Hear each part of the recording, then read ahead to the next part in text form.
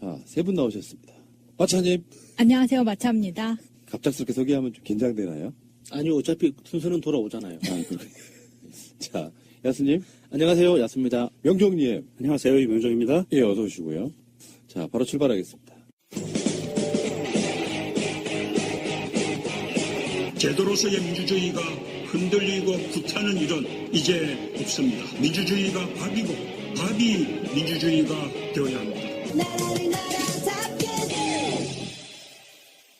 자, 박근혜 씨가 오늘 재판에 나오지 않았습니다. 뭐 당연히 예견됐던 거고요. 이 재판을 안 나옴으로써 지금 국선 변호인들이 사상 최대로 많이 배정됐다 그러죠. 5명씩이나. 네. 국선 변호인들이 박근혜 씨를 만나지를 못한 상태로. 그래서 28일 다시 재판을 연다 그러는데 내일도 안 나오면 궐석 재판. 안 나온 상태로 재판하겠다. 이거거든요. 앞으로 특정한 시점 또는 어쩌면 영원히 박근혜 재판은 궐석 재판이 될 가능성이 높다. 궐석 재판하면 본인한테 불리한 거 아니에요? 엄청 불리하죠. 재판부는 가장 먼저 보는 게 반성. 네. 두 번째, 초범이냐 아니냐. 이게 굉장히 중요하거든요. 저는 이 기사를 보고 갑자기 생각난 영화가 있어가지고 찾아봤어요. 그 양들의 침묵에 보면 한니발 렉터가 카트에 밀려서 줄줄이 끌려 나오잖아요. 이 가면 쓰고. 그렇게라도 데리고 나오면 안 될까 싶어가지고 그 구체적인 장면이 생각이 안 나서 그림을 검색해봤는데 교도관들 하는 이야기가 데리고 나오기, 이게 몸에 손을 댈 수 없다는 거잖아요. 보통의 경우 같으면 그런 형사범이면 억지로라도 강제로라도 끌고 나올 수 있는데 전직 대통령이기 때문에 안 된다는 거잖아요. 못 하겠다는 거잖아요. 너무 속상하더라고. 사람들 왜 이렇게 순진해. 그냥 데리고 나오면 안 될까요? 원래 재판이라는 게 아주 큰 틀에서 보면 되게 단순한 원리를 갖고 있어요. 검찰은 어떤 특정한 피의자, 혐의를 갖고 있는 사람에 대해서 자기들 입장에서 수사를 해요. 그 수사한 결과가 사법부 재판장에게 이러이러한 죄를 묻고자 하는데 어떻게 생각하십니까 이거야. 검찰이 생각하는 이 사람의 합당한 형량은 얼마라고 하는 게 구형이잖아. 그것을 재판부가 전체적으로 다 들어보고 니들이 좀 과했어 뭐 등등의 판단을 내린 뒤에 재판부 나름대로 합당한 형량을 내려주는 거거든요. 그게 이제 재판이라고 하는 것의 의미인데 죄를 지은 사람이 재판장에 안 나와. 그러면 재판하는 사람 판사 입장에서는 어떤 경우도 이 사람의 입장을 들어줄 만한 게 없는 거예요. 변명이라도 하라는 거잖아. 네. 지금 그거 안 하겠다고 하는 걸 보면 이걸 이제 이름하여 정치투쟁이라고 하는 거죠. 박근혜는 뭐 전에도 얘기했지만 두고두고 이거를 정치 탄압 프레임으로 계속 몰고 갈 거고요. 그리고 인권 침해 문제다라는 걸 계속 물고 늘어질 거고 아마 이렇게 갈 겁니다. 그러면서 박근혜가 전에도 그런 그 프레임을 갖고 움직이기는 했는데 그 프레임이 뭐냐 하면 탄핵을 당했잖아요. 탄핵을 당했는데도 불구하고 자기가 본인이 스스로 인정을 안 해요. 난 탄핵 안 당했어라고 지금 인지부조화 상태에 빠져 있는데 그것이 그냥 쭉 이어져서 3심 법원까지 가서 유죄 확정이 돼도 나는 죄가 없어라고 계속 그렇게 인지부조화 상태로 갈 것 같아요. 구속 만료일 지나고 나서 그것을 연장하느냐 마느냐 그 사건이 있었죠. 그때가 결정적인 데미지를 준 것 같아요. 그 이후에 바로 재판 거부했잖아요. 네. 좌파들이 자기를 무너뜨리기 위해서 황당한 뭔가로 자기를 얽어맸지만 재판부는 최소한 풀어주기라도 할 거다라고 생각했던 것 같아요. 그리고 그렇게 옆에서 이렇게 조언을 했던 변호사들도 그렇게 이야기를 했을 것 같고 연타로 맞았잖아요. 예. 탄핵을 안 당할 거야라고 했는데 탄핵당했고 또 나중에 구속당했고 그리고 구속이 연장돼 버렸고 이러니까 박근혜 입장에서는 멘붕이 온 게 아닌가 이런 생각을 해봐요. 거의 정신적으로 아노미 상태라고 보는 게 맞을 것 같아요. 그리고 나서 오늘이요 검찰이 국과수에 의뢰했던 태블릿 PC가 조작된 게 아니냐 요거에 대한 판단을 내렸나 보더라고요. 국과수가 수정 조작된 흔적이 없다고 회신을 했기 때문에 이것을 이제 검찰은 증거로 사용하겠다 뭐 이렇게 되면 이제 빼도 박도 못하는 상황까지 온 것 같아요. 그 자유한국당에서 굉장히 무식한 주장을 했었죠. 이게 원래 압수 당시 없었던 파일이 계속 들어가 있다. 이게 검찰이 조작한 거다. 사실은 그 부칭할 때마다 자동적으로 생기는 로그 파일을 검찰이 조작했다고 주장했었던 거죠. 근데 많은 정황이 지금 박근혜가 유죄라는 거를 보여주고 있는 상황에서 오늘 제가 집에서 가만히 뉴스를 보는데 이런 생각이 들더라고요. 아, 박근혜가 정말 나갔다. 왜 그런 생각을 했냐면 이게 지금 코앞까지 일이 벌어지고 있는데 오늘 재판 안 나간다고 해서 그 재판이 없어지는 게 아닌데 그래봤자 내일로 미뤄진 건데 그럼 내일은 또 어떻게 할 건데 라는 생각을 하면 오늘만 산다. 네. 뭔가 내일 당장 닥쳐올 일도 오늘 계속 미루고 있는 요거는 정말 비난받아 마땅한 게 이 전직 대통령을 지낸 사람으로서 사법체계를 완전히 무시하는 거잖아요. 예. 다른 거 없어요. 그냥 정치 투쟁하는 거야. 그래서 지금 내가 봤을 때는 박근혜의 머릿속에는 MH그룹 네. 그런 데서 하고 있는 그런 투쟁들로 누군가가 나를 꺼내줄 거라고 생각하는 그 마인드 빼고는 맞아요. 재판으로는 아무것도 기대할 게 없다. 제가 아까 말씀드린 것처럼 궐석 재판이 계속 진행될 가능성이 크죠. 그러면 하루를 뭘 하면서 보낼까요? 요즘은 책도 안 본다 그러고 영어 사전도 안 본다 그러고 뭘 까먹으셨네. TV도 안 본다는데. 우리 그 국정농단 게이트 할 때 우리가 했던 네. 이야기 중에 하나가 그분이 심취한 종교가 있습니다. 그 믿음으로 지내시면 돼요. 그럼 우주가 나타나서 도와주는 건가요? 슬기로운 감방생활이라는 드라마를 제가 잠깐 봤는데 거기 보면 그 재소자들의 물론 구치소 이야기인데 네. 재소자들의 리얼한 얘기가 나와요. 정말 그분 덕방 쓰시기 천만 다행입니다. 자, 알겠습니다. 잠시 후에 다시 오겠습니다.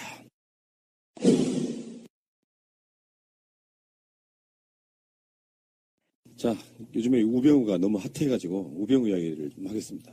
우병우가 실시간 라이브처럼 압수수색 영장 당하는 거 보셨어요? 그때 SBS가 검찰 수사관을 따라가요. 법원에서 나오던 우병우의 핸드폰하고 자동차에 대한 압수수색을 해요. 그때 우병우 표정이 정말 재밌더만요. 어땠어요? 저는 못 봤습니다. 그 꼭 알아야 할 뉴스 나갔거든요. 아니 그러니까 그 뉴스는 들었는데 화면을 못 봤어요. 표정이 되게 황당하고 예. 무슨 압수수색이요? 굉장히 당황한 게 보여요. 법원에 나왔던 우병우 전 청와대 민정수석이 재판을 마치고 차에 오르려는 순간 뒤따라 나온 2명의 수사관이 우 전 수석을 덮칩니다. 그리고 우 전 수석에게 압수수색 영장을 꺼내들었습니다. 영장을 집행하려고 합니다. 무슨 영장이죠? 네, 휴대폰과 그 차량에 대한 영장 집행을 지금 하려고 합니다. 휴대폰과 차량이요? 예. 서울중앙지검 국정원 수사팀이 우 전 수석의 휴대전화와 차량을 압수수색한 겁니다. 특히 우 전 수석이 현재 쓰고 있는 휴대전화를 확보했습니다. 그래서 우병우의 핸드폰하고 차량에 대한 압수수색을 했거든요. 우병우 지금 2번째 빠져나갔죠. 네. 3번째는 빠져나가기 힘들 거다. 검찰 입장에서는 같은 검찰도 우병우에 의해서 컨트롤되는 검찰이 있었고 근데 그렇지 않은 쪽 검찰 입장에서는 가장 벼르는 인물 중에 하나가 우병우일 거예요. 그 우병우에 대한 구속영장이 청구될 것이냐 말 것이냐. 청구되면 이번에도 빠져나갈 수 있을 것이냐 말 것이냐 이런 건데 여기서 이제 우리가 하나 알아둬야 할 게 하나 있어요. 지금 나오고 있는 뉴스들 중에 그 당시에 국정원 제2차장이 최윤수입니다. 최윤수는 우병우의 대학교 동기 동창이에요. 그래서 우병우에 의해서 사실상 국정원에 꽂혔다라고 보시면 됩니다. 국내정치 담당하는 파트이기도 했고 근데 실제로 나온 보도들을 쭉 보면 추명호 국장이 우병우에게 직보했다 이런 거거든요.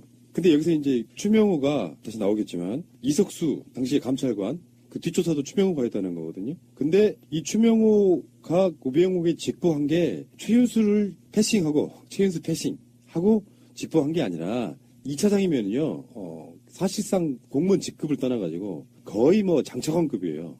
이 사람이 우병우를 만나서 맨날 직보할 수는 없잖아요.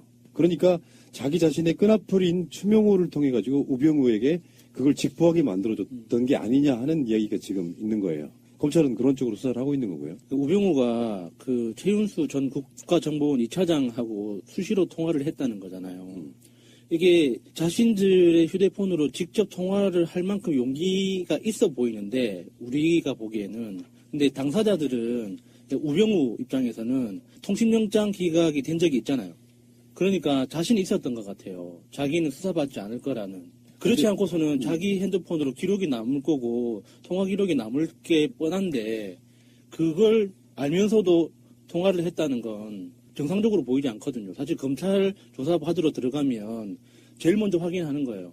이미 그 사람들은 검찰이든 경찰이든 저의 통신 기록을 다 가지고 있어요. 그리고 언제 누구와 얼마만큼 통화했는지 다 아는 상태에서 그 조사를 한단 말이죠. 근데 그거를 우병우가 모를 리가 없잖아요. 실제로 검찰이 조사를 시작하게 되면은 어떤 절차를 통해서 조사를 한다는 거를 다 아는데도 불구하고 이렇게 대놓고 통화를 했다는 거 진짜 그 끝없는 자신감. 요거는 2가지로 봐야 됩니다. 민정수석의 역할이에요. 그러니까 우병우 입장에서는 지금 그쪽도 그런 논리로 몰아가고 있거든요. 국정원에서는 민정수석에게 정보를 보고하게 돼 있다라는 쪽으로 몰고 가고 있는 거예요.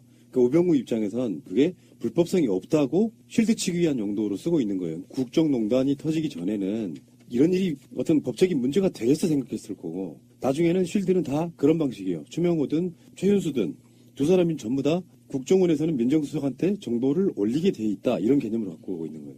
그러니까 민정수석 직책이 있을 그 당시에는 그랬다 치더라도 지금 청와대를 나와서까지 계속 그렇게 부지런하게 서로 통화를 하는 건 뭐 특별히 친했다든가 사랑하는 동기였다든가 뭐 그런 거가요? 그러면 어떻게 받아들여야 돼요? 이게 전체 사건에서 서로 혐의를 받고 있는 당사자들이 이렇게 서로 통화하는 건 누가 봐도 의심스러운 거잖아요.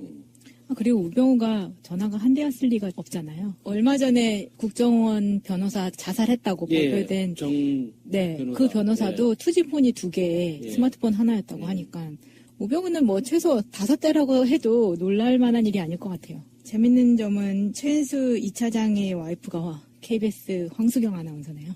오. 열린 음악회. 근데 이 우병우의 생각은 이래요. 페이스북에 우병우가 글을 쓰는데 압수수색 당하고 나서 바로 썼어요. 이렇게 썼네요. 오늘 휴대폰을 압수수색 당했습니다. 너무 갑작스럽게 압수를 당한 것이 황당했지만 어차피 죄가 없는 사람의 것을 압수수색해봐야 아무것도 나오지 않을 것이니 걱정이 없습니다.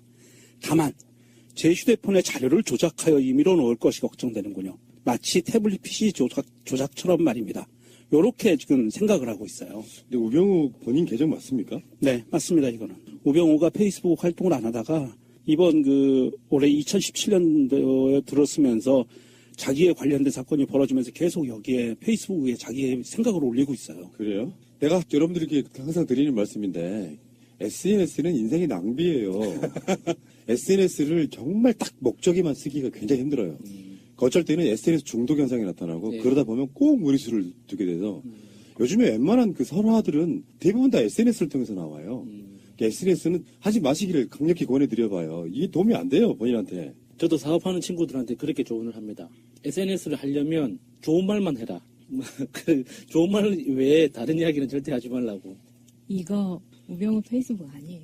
패러디 계정. 우병우 페이스북 계정은 진짜일까요? 제보 주시길 바랍니다.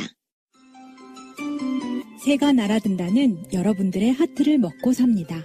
잊지 않으셨죠? 에피소드 제목을 누르고 플레이가 되면 오른쪽 위에 하트를 꼭 눌러주세요. 오늘도 감사합니다. 더 많은 분들이 들을 수 있도록 하트 꼭 눌러주세요. 그런데 그 최윤수 2차장이 문체부의 블랙리스트를 직접 내리꽂았다. 청와대를 거치지 않고 직거래 무슨 뭐 인터넷 상거래도 아니고 그러니까 국정원에서 2차장이 문체부에다가 청와대 거치지 않고 바로 블랙리스트를 했다. 그러니까 다들 알고 있었다는 뜻이죠. 당연히 그렇게 해도 된다는 걸 서로 암묵적으로 알고 있었다는 뜻밖에 안 되는 거죠. 국정원과 청와대가 하나이지 않고 둘이지 않은 국정원 마음대로 이런 것들을 해도 크게 문제가 되지 않는 그런 상황이었던 거죠. 청와대가 있기나 했었던 건지 궁금하기도 하고요. 국정원이 블랙리스트를 이렇게 문체부에다 직접 내릴 정도면 국정원이란 존재가 이렇게 정책 결정하고 뭔가를 하는 집단이 아니잖아요. 정보 수집 집단이고 스파이 집단인데 문체부에다 직접 명령을 내린다? 이거는 거의 뭐 청와대가 있기는 하되 유명무실한 청와대였다는 걸 반증해 주는 거라고 봐요. 이렇게 볼 수도 있겠죠. 처음에 시작할 때는 앞으로는요 청와대 거치지 말고 국정원에 물어보세요. 그렇게 시작되면 그래서 거래가 시작되는 거잖아요. 지금 최윤수가 부산 고검 차장을 지내다가 국정원 2차장으로 취임할 무렵 이게 2016년 2월 달입니다. 문화체육관광부에 직접 문화예술 블랙리스트 명단을 전달하기 시작했는데 그 전에는 국정원이 작성한 명단이 청와대를 통해서 문체부에 전달되는 방식이었어요. 국정원이 청와대에 올리면 청와대가 문체부에 전달을 했는데 최윤수가 취임하던 그 2월부터는 문체부가 먼저 사업을 진행하기 전에 국정원에다가 명단을 보내요. 그러면 국정원이 얘 안 돼 해서 그 명단을 배제시키고 사업 이 사람들은 시켜줘 이런 거 있잖아. 지원금 같은 거 내려보낼 때 그런 방식이었다고 해요. 그래서 문체부가 청와대에서 보낸 명단은 B 그리고 국정원에서 보낸 명단은 K로 표시를 해서 관리됐대요. 당시 이 업무를 했던 문체부 직원들은 마음이 불안하지 않았을까요? 이런 일을 하면서도. 일단은 신원조의 개념이 아니었을까? 그래도 그 문체부 직원 중에서도 이러면 안 된다고 우려를 표하고 이렇게 항명이라기에는 좀 약하지만 좀 이렇게 반론을 제기했던 사람도 있었는데 묵살 당하긴 했지만 그 반론을 제기했다고 하잖아요. 분명히 이게 불법성을 알고 있었다는 뜻인데 아무리 공무원들이 시키면 시키는 대로 한다지만 좀 불편하지 않았을까 하는 생각이 들어요. 시키면 시키는 대로 하면서 이게 불법적인 게 돼서 내가 처벌받을 거야 라는 위험성보다 지금 당장 나한테 오는 어떤 달콤함이 더 컸겠죠. 상대적으로. 그러면 그 불법성이 희석이 되죠. 나한테 오는 이득으로 인해서 돈이 온다든지 지위가 온다든지 그랬을 경우에는 무시가 되는 게 사실은 통상적이에요. 그런 부분들이. 아마도 이 담당자들은 대부분 알고 있었을 거예요. 이게 불법적인 거라는 걸. 모르고 있으면 이거는 바보죠. 원칙적으로 누가 처음부터 아주 유력한 사람이 그렇게 해도 돼라는 걸 심어줬기 때문에 가능해지는 일이잖아요. 불법적인 걸 알고 있었다면. 그럼 그게 누구였을까? 뭐 조윤선이었을까? 그 문체부로만 가도 다 마찬가지겠죠. 사실은 정말 바보들이어서 이렇게 해 시키면 영혼 없이 그냥 했을 수도 있다고 생각이 들거든요. 네, 아마 이게 청와대에서 직접 내려오는 B라고 표시된 문건, 국정원에서 직접 내려오는 K라는 표시된 문건이 두 라인이 쭉 내려온다고 봤을 때 이 문건들을 봤거나 아니면 지시를 받는 입장에서는 야, 이게 청와대의 뜻이고 국정원의 뜻이야. 이건 어길 수 없어라고 생각을 했을 거예요. 불법인 거는 알지만 아마도 그랬을 거고요. 그 안에서 좀 고위직책에 있는 애들은 당연히 당근 때문에 그걸 따라갔을 거고요. 이게 뭐 청와대에서 직접 내려오는데 뭐 이거 항명할 수가 없는 상황이잖아요. 대부분은. 대통령이 내렸다? 와, 대통령이 직접 지시 내렸는데 나 이거 한 방에 가는 거야. 그 사람 아직도 있어요? 이 말이 나오니까. 자, 그런데 오늘이요, 이석수 전 청와대 특별감찰관이 감찰에 방해받은 정황들을 증언했는데요. 우병우 당시 수석이 감찰권을 남용했고 형사처벌을 압박했다 이렇게 증언했고요. 원래 이게 특별감찰관 개념이 어떤 쪽에 가까우냐면은 약간 공수처의 다른 버전에 가까운 개념이에요. 청와대의 비위 사실이라든지 이런 것들에 대해서 박근혜가 공약해서 나름대로 만들었던 그런 기관이고, 그래서 이게 청와대에 있지도 않았어요. 사무실이 청와대 밖에 있었지. 그러다가 이석수 입장에서는 최순실이라든지 우병우라든지 여러 가지 청와대에 근무하는 자들이나 박근혜 측근들이 얼만큼 뭔가 불법적인 걸 하고 있는지에 대한 조사를 하다가 우병우 뒷조사라는 표현이 그럴 거죠. 감찰이라고 하는 게 맞겠죠. 우병우 감찰하다 보니까 드러난 것들이 많았다 보니까 우병우 입장에서는 괘씸한 새끼 그러면서 우병우가 이석수를 또 뒷조사하게 만들잖아요. 국정원 직원을 통해 가지고. 근데 그 당시에 감찰했던 내용들 중에 우병우 아들의 병역 보직 특혜 여기에 대해서 특혜가 맞다 뭐 이렇게까지 증언을 했네요. 우병우 아들 그 특혜의 디테일은 많이 알려져 있잖아요. 핸들링이 좋았다. 이런 것부터 시작해서 코너링이 왜 이래? 핸들링. 죄송합니다. 그 코너링이 좋았다. 이런 것부터 시작해서 잦은 휴가, 근무 일수하고 휴가 일수하고 안 맞는 이상한 정황들 그런 게 많이 있었죠. 그리고 이제 우병우 그 처가의 회사 이름이잖아요. 정강. 이 정강에 대해서도 조사를 하려고 했는데 민정수석실하고 경찰 등이 제지를 했다라고 해요. 현재도 사법부에는 최소한 우병우의 라인이 있을 것이다라고 의심받을 정도로 우병우는 청와대 민정수석이라는 지위를 이용해서 사실상의 소통령 이런 느낌이었던 것 같아요. 주요 정보기관, 국정원과 검찰, 경찰 이런 데를 다 사실상 장악하는 상태. 민정수석이라는 사실상의 검찰, 경찰, 국정원 이런 데 모든 라인을 자기가 쥐고 있을 수밖에 없는 사람이기 때문에 이 사람이 권력을 부리면 대통령을 위험에 빠뜨릴 수 있다고. 네. 지금 현재 민정수석은 조국 민정수석이잖아요. 이런 분들은 본분에 맞게 권력으로서가 아니라 대통령의 참모로서의 역할에만 충실하는 거. 그 차이가 좀 있을 거라고 보는 거거든요. 민정수석이 무슨 뜻인지 아세요? 민심을 살피는 그런 뜻 아닌가요? 맞아요. 네. 그런 이유로 만들어졌어요. 네. 근데 나중에는 그게 변질이 되죠. 민심을 독점하는? 사찰하는 걸로 변경이 되죠. 네, 그렇지. 사찰 같은 걸 포함하고 모든 사법 권력들을 다 모아주는 뭐 이런 정도. 사실은 민정수석이라는 개념이 정말 민심이 어떻게 들어가는지 그거랑 사법 권력을 장악하는 거하고 무슨 상관이 있을까 이런 생각도 좀 해봐요. 그래서 그 자리에는 보통 검사 출신들이 떡하니 앉아가지고 그래서 검사 출신이 아닌 사람이 지금 현재 민정수석 하고 있는 것도 사실 이례적인 일이에요. 저번에 왜 이명박 쪽에서 다 쓰면 되네 뭐네 얘기가 나오고 있을 때 가장 먼저 이명박이 찾은 인물이 누구냐면 이종찬이라고 이명박 때 민정수석했던 사람인데 그런 사람들을 불러 모아가지고 그거 물어보는 거예요. 참여정부 때 비리는 없었냐? 그런 거예요. 우병우 같은 자들, 그러니까 출세 지향적인 자들은 자기의 안위를 위해서도 특별감찰관이 감찰하고 그러면 그 사람을 또 뒷조사해버려. 놀라운 일이죠, 사실 알고 보면. 우병우가 지킬 게 많아서 점점 더 그러는 것 같은 게 아까 말씀하신 정강 같은 경우에는 우병우와 가족들이 포함된 가족 회사잖아요. 그래서 그 회사에 대한 횡령 때문에도 잡혀져 있는 게 많았는데 원래 처가의 회사 그 삼남개발이라는 회사가 기흥에 있는 기흥 컨트리 클럽을 소유하고 있는 곳이잖아요. 그곳이 기업인들 사이에서는 정말 프리미엄급으로 비싼 그린피를 내는 골프장이라고 해요. 우리나라에서 가장 비싸다는 골프장에 속하는 거죠, 이 회사가. 이 회사 자체가. 그런데 이것도 지켜야 되고 저것도 지켜야 되는 우병우 입장에서는 이렇게 갈 수밖에 없는 거죠, 지금. 그러니까 정몽준 등 재벌 출신들을 제외하고는요. 역대 공직자 중에 가장 재산이 많은 사람이 우병우예요.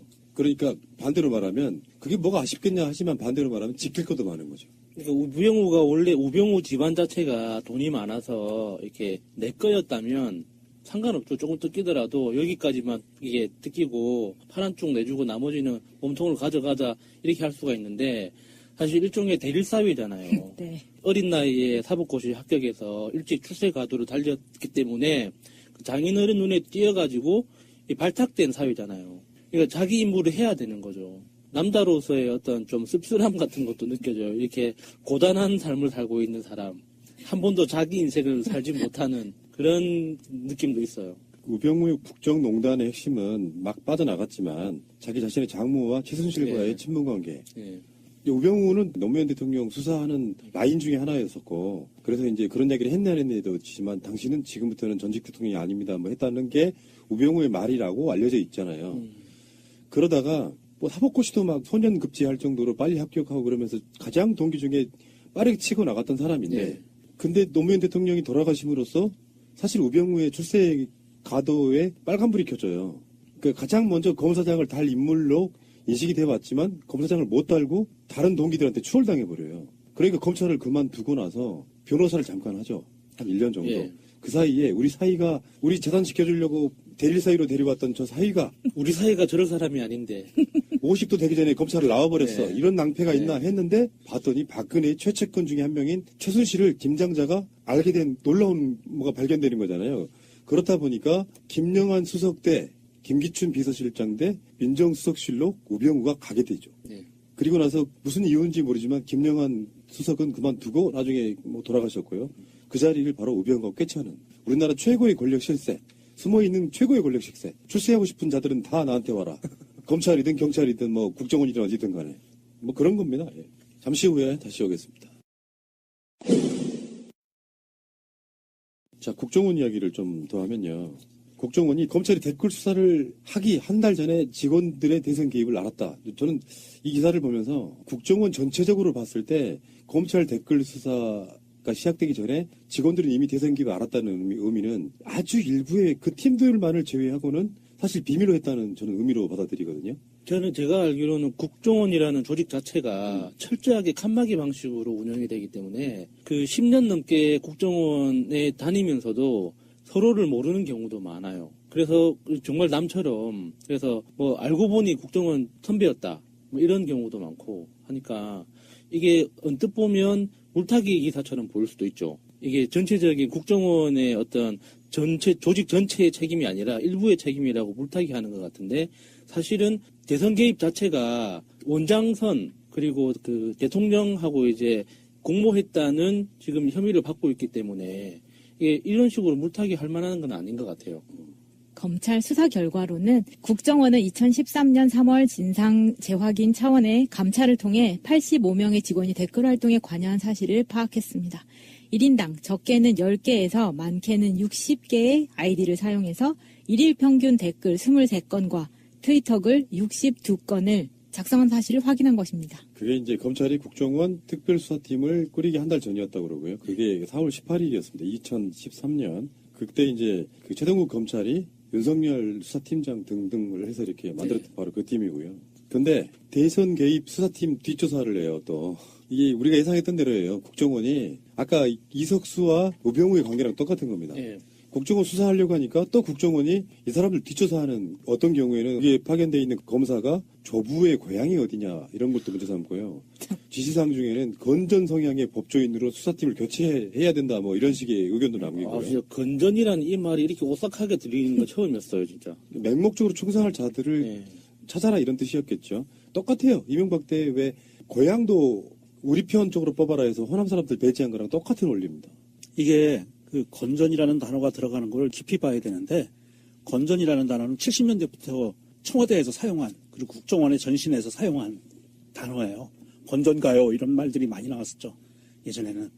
그런 것처럼 이게 70년대 박정희 3공화국 시절에 사법부에 들어가기 위해서 사법고시를 보면은요. 탈탈 이런 것처럼 조부가 아니라 외조부까지 탈탈 털렸어요. 그래서 신원조회를 해서 거기에 통과된 사람만 들어갔거든요.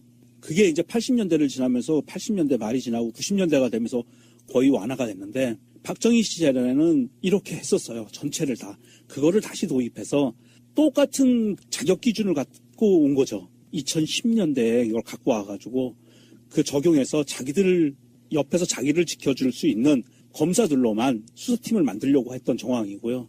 이거 뭐 북한 특수공작원 뽑는 거랑 똑같네요.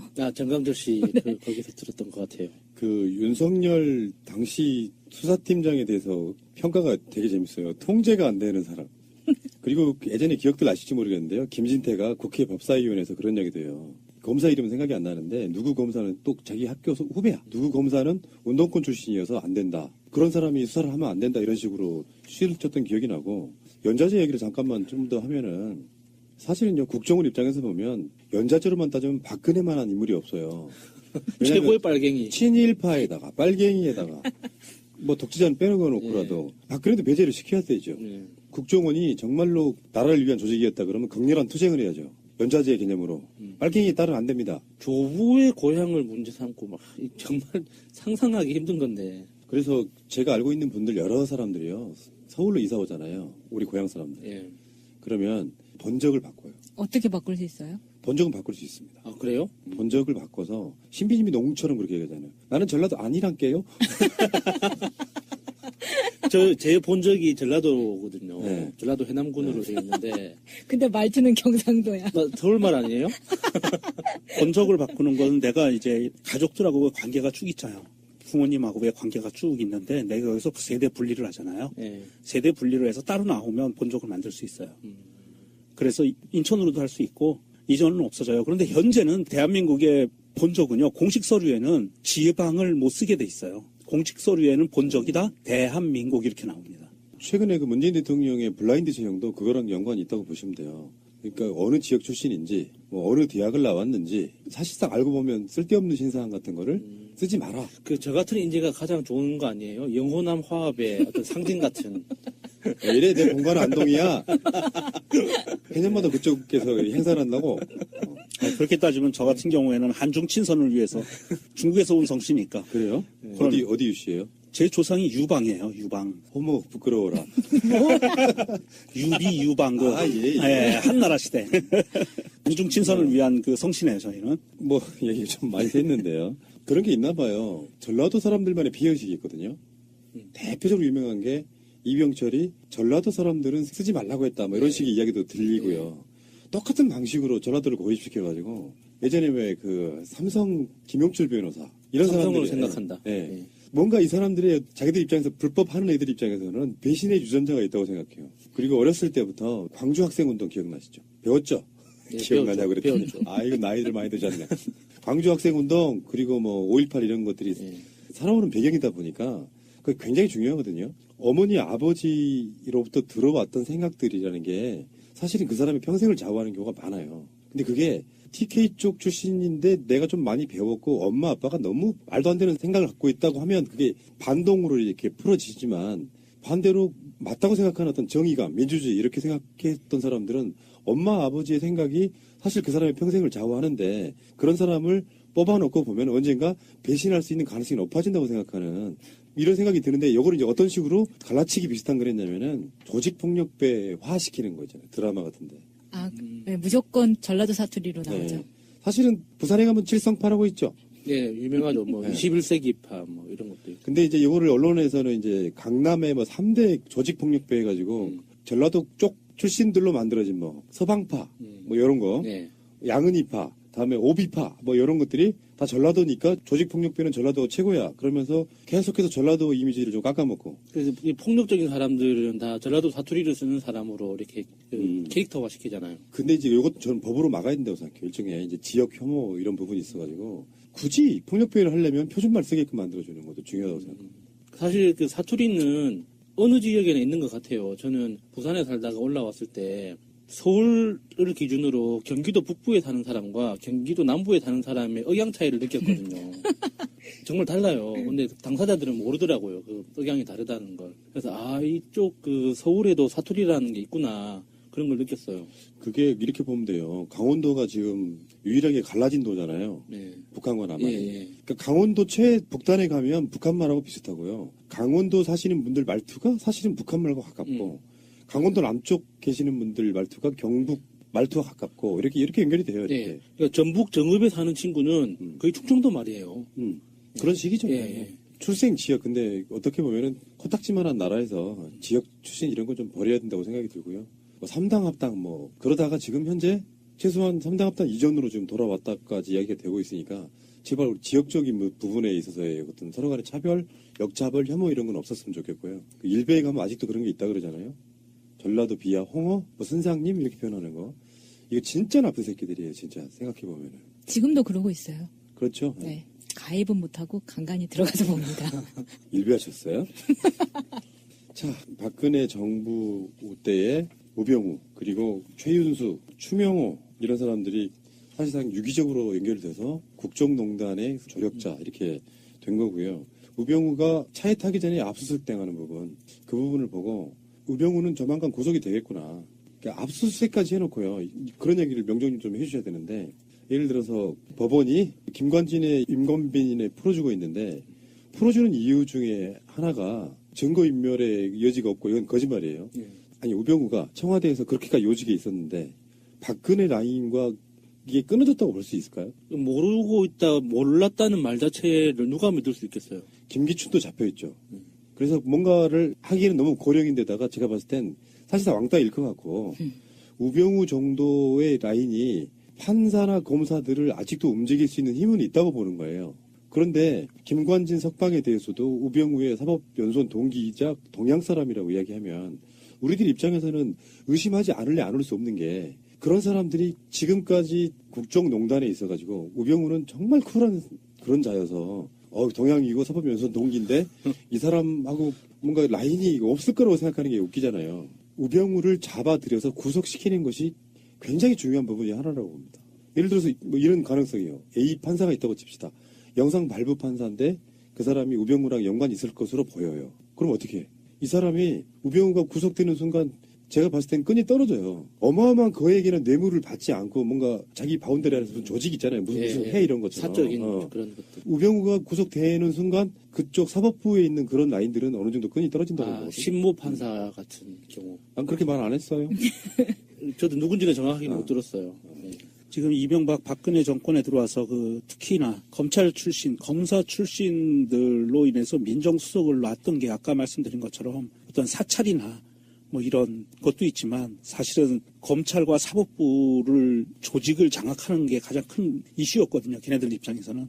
그쪽 입장에서는 가장 큰 이슈였는데 그러면서 사실은 정점을 찍은 게 우병우였죠. 우병우가 들어오면서 검찰과 사실은 그 국정원과 손을 잡으면서 사법부도 어느 정도 조직을 장악했다고 보는 게 타당하잖아요. 그런 상태에서 지금 계속 구속영장에 대해서 지금 사법부에서 판단을 이상하게 하고 있는데 도주의 염려는 사실은 없어요. 그렇게 유명한 사람들이 대한민국 밖으로 도망갈 이유도 없고요. 도망갈 수도 없어요. 그리고 밀항을 한다든지 할 수도 없는 거고 문제는 증거인멸인데 증거인멸의 우려가 없다. 사실은 증거인멸의 길을 터주는 거예요. 사법부에서. 그렇죠. 네. 그러니까 증거인멸하라고 내보내는 거예요. 왜냐하면 얘네들이 이 피고인들 구속됐던 사람들이 행동책이나 어떤 말단 조직에 있던 사람들이 아니라 수뇌부거든요. 수뇌부를 그냥 풀어준다는 거는 그 조직에 관련된 모든 사람들을 보고 하여금 증거인멸에 적극 가담하라는 어떤 신호예요. 그렇죠. 예. 그리고 그런 끈끈한 카르텔 이런 게 동양이니까 너랑 나랑 친해 이건 아닐 거예요.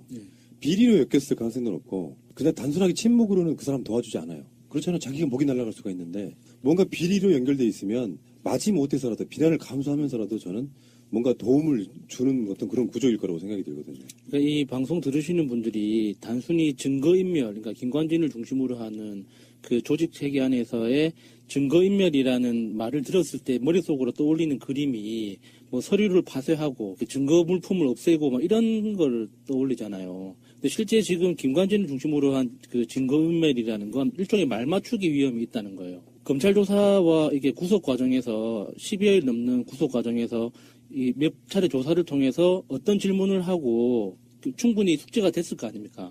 그러면은 담당 변호사하고 이제 다시 스터디 모임을 할 수밖에 없는 거죠. 이게 전체적인 사건 그림 안에서 자신이 빠져나가려면 어디까지 이야기를 해야 되고 여기까지 이야기를 했을 때 관련 부하 중에 누군가는 이렇게 이야기를 해야 되고 하는 그런 증언만 맞춰도 사실 다시 구속하기 힘들어질 수도 있는 거거든요. 그러니까 증거인멸이라는 게 단순히 어떤 증거물을 없애는 그런 그 상황뿐만 아니라 이렇게 말 맞추는 것도 증거인멸의 하나이기 때문에 이번에 우병우하고 최윤수하고 이렇게 통화한 것도 검찰이 잡아내려고 하는 게 그런 거거든요. 그래서 단순히 이렇게 증거인멸이라는 말을 이렇게 굉장히 액티브하게 활동적인 것만이 아니기 때문에 우리가 주의 깊게 봐야 된다는 뜻입니다. 그리고 이번에 국정원 적폐청산 TF에 관련돼서 2명이 자살한 걸로 나오고 있는 그 2분에 대해서도 사실은 아주 굉장히 치밀하고 고도의 증거인멸이에요. 증인이 사라지는 것. 예. 최고의 증거인멸이지. 그렇죠. 결정적인 증언을 할 수 있는 증인이 사라진다. 그것도 더더군다나 이쪽 검찰이나 적폐청산 TF 쪽에 적극적으로 의견을 개진했던 사람들, 그건 증거를 제출했던 사람들. 마피아 영화에서나 볼 수 있는 그런 그것이 현재 예. 대한민국에서는 지금까지도 저 국정원과 관계된 사람들은 그렇게 계속 의문의 죽음들을 당해와요. 그것이 자살이건 타살이건을 떠나서 그것을 막아야 된다는 거죠. 검찰이 정말 제대로 수사를 하려면 우병우도 구속해야 되지만 거기에 관련된 우병우에 관련된 검찰 내부의 조직들을 완전히 붕괴시키기 위해서는 그렇게 다시는 이렇게 죽어가는 사람들이 없어야 돼요. 증인들이 사라지면 안 돼요. 검찰 내의 검사 장급들이나 일반 검사, 특히 검사 장급들을 보면 우병우한테 충성했던 사람들이 많이 있거든요. 이번에 밝혀지기도 했지만 그런 그 우병우에 충성했던 그 라인들을 다 털어야 돼요. 그래야 검찰 내부에서도 자기들도 할 말이 있는 거예요. 적폐청산을 위해서 우리도 이렇게 스스로 하고 있다라고 얘기를 할 수 있는 거지. 지금 만약에 우병우를 압수수색을 했는데 우병우 핸드폰 압수수색한 거를 갖고 이게 구속영장까지 가서 구속 단계를 가지 못한다면 검찰 내부에서 아마 치열한 전쟁이 벌어질 거예요. 윤석열 중앙지검장 그 자리에서 버티기 힘들어질 정도로 뭔가 조작들이 들어갈 수가 있어요. 그 해수부의 유골은폐 부분도 그런 느낌인데 확실히 중요한 건 신비님이 말씀하셨죠. 민주주의 반대말은 관료주의. 예. 내부에 박혀있는 사람들이 사실은 어떤 사무실에 어떤 조직에 드러나게 출세한 사람도 있겠지만 저놈이 누구 라인인지를 몰라. 그러니까 함부로 뺄 수가 없는 거예요. 그 조직 장악 능력은 그 블랙리스트랑 좀 비슷한 개념으로 제가 저쪽과 라인과 연결될 개연성이 있는 상태에 있는 사람은 그 업무에서 배제시켜야 되는 거예요. 세월호도 그렇잖아요. 세월호 유가족들은 몇 달 전부터 세월호 조사를 방해한 사람들 리스트를 만들어 놓고 있지만 그 사람이 여전히 세월호 수습하는 주요 직책에 있는 사람이에요. 그런 관점으로 봐야 되고 검찰도 아마 정권이 막 수년 동안 이렇게 연결이 되면 그쪽에 부역했던 자들이 꽤 있을 텐데 지금은 이제 드러난 사람들 뭐 그 장호중 전 부산지검장 뭐 이런 사람들 몇 명 섞어내는 거는 저는 안 될 거라고 봐요. 그때 국정농단 때 우병우 라인으로 의심되는 검사들을 이렇게 쭉 나열했는데 법무부 주요 요직 그리고 검찰의 주요 요직을 다 장악하고 있더라고. 예. 그 정도 되는 상태에서 검찰이 일부 검사들을 몇 명 뽑아가지고 수사를 한다는 게 사실 어려움이 있을 거라고 보고요. 조직 장악력이라는 건 그런 거 아닐까요? 이게 약간 좀 일장일단 있다고 보는데 그래서 그쪽 사람들이랑 연관이 없는 사람을 출연해서 뽑아서 자리에 앉히는 것 자체가 굉장히 힘든 일일 것 같고 예를 들면 지금 수사하는 데 있어갖고 특별수사팀 같은 데 수사하고 있는 검사들 중에는 그쪽 라인이 없을까요? 생각해보면 어색하지 않아요? 그 정보들이 다 우병우한테 간다라고 생각하면 그러니까 빨리 구속을 해야 되는 거예요. 앞뒤가 똑같은 우병우. 우병우를 지금 구속을 할 수 있냐 없냐 이런 부분은 검찰 입장에서도 아마 그렇게 되지 않을까 싶어요. 휴대폰을 압수를 못한 거예요. 압수를 하면 아무것도 없는 휴대폰 내고 이런 방식으로. 그 무병우를 현장에서 직접 압수수색을 하는데, 그러니까 압수해서 휴대폰 뺏어가고 뭐 차량 뭐 압수하고 그러니까 수색하고 이런 걸 봤는데 무병우 입장에서는 굉장히 당황했을 거예요. 생각지도 못한. 그러니까 일부러 검찰이 카메라를 데리고 비밀 유지위해서 방송사 하나 정도만 데리고 가서 직접 급습을 하더라고요. 왜냐하면 방송사에는 없을까요? 불안한 거야 이게 지금. 모두를 누구도 믿을 수 없는. 그러니까 지금 제가 봤을 때 검찰 내부적으로는 아까 명령님 말씀하셨지만 거의 전쟁이 벌어지고 있다고 보시면 되겠죠. 누가 어떤 새끼가 끈아풀인지를 알 수가 없으니 이게 얼마나 힘들겠냐고요. 근데 전쟁 중에 제일 무서운 전쟁이 밥그릇 전쟁이잖아요. 그런 측면에서 진짜 무서울 것 같아요. 지금 검찰 내 분위기는. 살벌하죠. 예. 완전한 대한민국 문재인과 손잡고 다시 하는 우리 대한민국. 끊지 마세요. 끊지 마세요. 예, 근데 이제 저희가 요번에 그 이명박 정권 때 그 잘못한 부분, 이런 부분들이 있는데, 그거를 굉장히 많은 증거가 있음에도 불구하고 지금 소환 조사를 하고 있지 않는 것에 분개해서 12월 2일 날 이명박 구속 수사 촉구를 위한 촛불문화제를 열기 위해서 기획을 하고 있었습니다. 그래서 준비를 하고 있는 과정에 여러분들한테 좀 알려야 되겠다. 자, 다음에 송원재님은요? 저는 일산 서구 접조를 맡고 있는 송원재라고 하는데요. 9월 23일경쯤 이제 신비님과 이제 몇몇 분들 동료들이 모여서 저녁을 먹다가 그런 얘기를 했습니다. 뉴스에 지금도 그렇지만 그때도 이명박에 대한 뉴스들이 많이 흘러나오고 있었거든요. 그때 우리가 무엇을 할 수 있을까? 좀 얘기들을 많이 했어요. 그러다가 챌린지 형식으로 이제 전국으로 퍼지는 이명박 구속 촉구 운동을 해보자, 그런 아이디어를 꺼냈거든요. 그래서 이제 얘기를 하다가 집에 돌아가면서 저희 일산 서구 회원님들 몇 분하고 통화를 했습니다. 형님, 누님, 이거 어때요?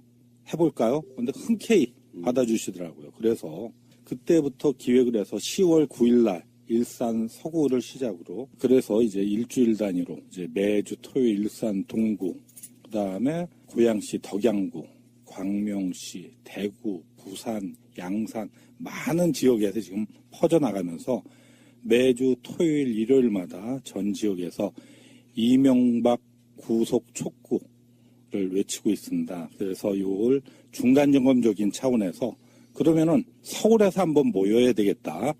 그런데 지금 현재 사법부의 판단이 많이 또 의심스러운 부분들이 보여요. 그래서 서초동 법원 앞에서 우리들이 결의를 촉구를 하기를 바라는데, 이제 우리 시민 문화가 많이 변동이 됐습니다. 그래서 그냥 촉구만 하는 게 아니라 모여서 추운 겨울날 모이신 시민들이 촉구만 하다 가면 너무 우리가 가엾고 불쌍하잖아요. 예, 그래서 즐기기 위해서 촛불 문화제를 준비를 하고 있습니다. 순간 긴장했습니다. 촛불만 하는 게 아니고 들어가서 멱살을 끌고 나오죠. 예, 그렇죠. 근데 시민의 눈은 이제 투표 감시, 그게 그렇죠. 주 업무시잖아요. 이분들이 왜 이명박한테 이렇게 피리 꽂히셔가지고, 물론 이게 개념 없는 질문이라는 합니다. 왜냐하면 시민이라면 누구나 다 할 수 있는 거라고 생각해요. 그렇죠. 근데 특별히 시민의 눈이 나선 이유가 있을 거라고 생각이 들어서 여쭈는 거예요. 먼저 우리 이제 시민의 눈 새롭게 감시에서 참여로, 그동안 감시만 하던 단체에서 참여로 한 발자국 더 나가는 의미도 있고요. 그리고 무엇보다도 부정선거를 감시하는 우리 단체로서는 이명박 전 대통령이 여러 가지 범죄 행각 드러나고 있는 부분 중에 부정선거 부분이 상당히 크다고 봅니다. 그래서 BBK 주가 조작이나 사자방이나 여러 가지 종류의 범죄들 같은 경우는 사실 최고형 해봤자 법원의 판단이겠지만은 한계가 지어지는 부분에 반해서 부정선거만큼은 커다란 중범죄이기 때문에 무기징역 이상도 구형이 가능하리라고 보는 부분이 있기 때문에 그런 부분으로 해서. 그러니까 잡자면 이명박은 부정선거로 잡으면 거의 코하다, 이게 말씀하시죠. 그렇습니다. 근데 그게 이제 그런 게 좀 있어요. 그러니까 사실은 저수지를 찾는 것도 중요하다, 우리는. 그런데 시민의 눈이 원래 활동이 그 부정선거 때문에 생긴 것 같아요. 온갖 의혹들이 있었잖아요. 아, 그렇죠. 그렇죠. 그 예. 투표지 분류기 조작이나 이명박 정부 시절에 강남 같은 경우 투표함 파손되는 행위. 아, 예. 뭐 최근에 이런 게 엄청나게 발생이 돼서 부정선거만큼은 눈으로 확인하자 이렇게 해서 이제 나온 건데 예. 그러다 보니까 이게 사람들이 사실은 부정선거는 헌법사범이고요. 4.19 부정선거일 때도 사형당했거든요. 추방당하고. 그랬죠. 예, 맞습니다. 그래서 이게 민주주의를 파괴하고 분열시키고 그다음에 세대 간 지역 간 분열시키는 게 부정선거거든요.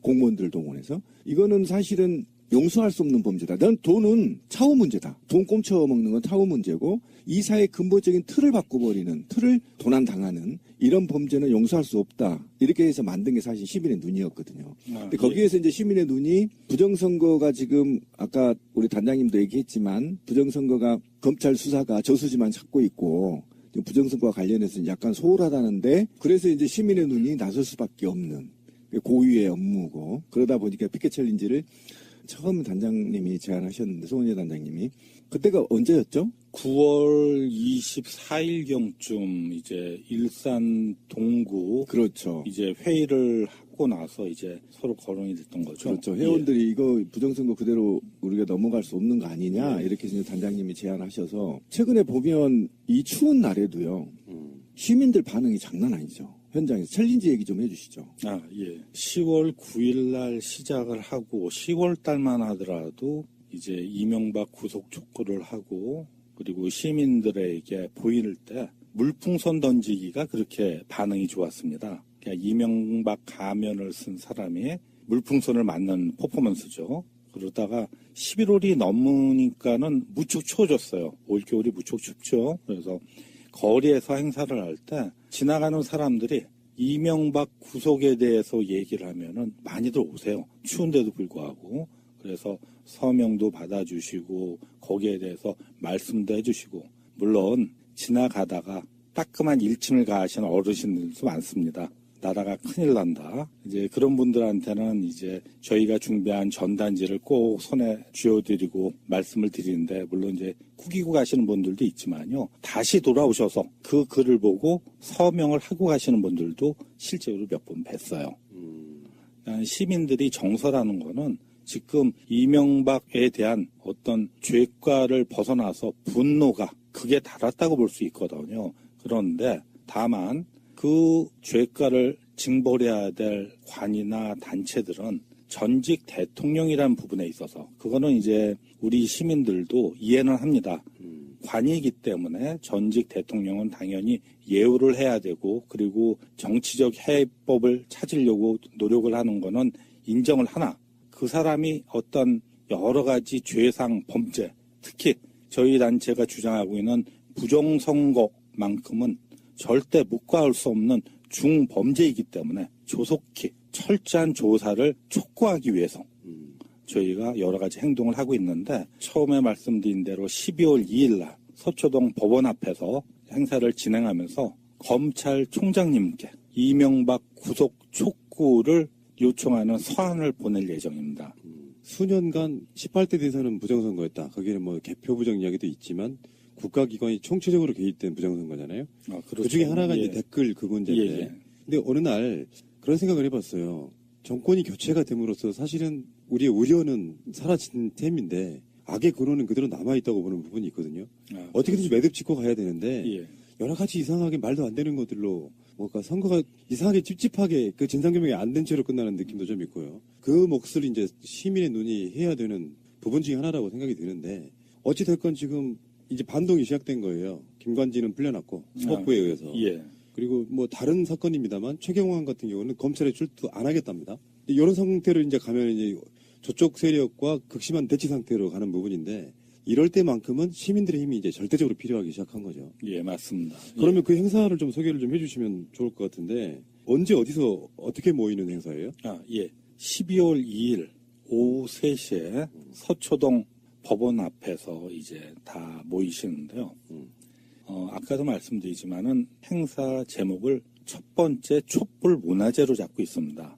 이제 우리 단체 시민의 눈은 여러 이제 회원들이 모여 있는 단체인데 단장인 저 자체도 대학교 생활 때 한두 번의 어떤 학생운동 경험 외에는 전혀 사회운동 개념이 없던 사람이었고요. 우리 시민의 논 회원님들이 8, 90%가 그런 성향을 갖고 계신 분들이기 때문에 더더욱이나 초빙하고 오시는 시민분들, 참여하시는 시민분들에게까지 부담을 드리는 거. 우리가 이명박 부속 촉구를 위해서 촛불을 들고 모이긴 했지만은 추운 겨울날 모이신 분들 구호 외치고 검찰총장님한테 촉구 서한 전달하고 그리고 나서 이제 여러 가수분들을 초빙했어요. 물론 이제 저희 단체에서 초빙하는 분들이라 그렇게 유명한 가수분들은 아니지만 같이 대중가요도 부르고 춤추고 노래하면서 그 분위기를 즐기고요. 그리고 법원 앞부터 강남역을 경유해서 학동 이명박 대통령 전 사저까지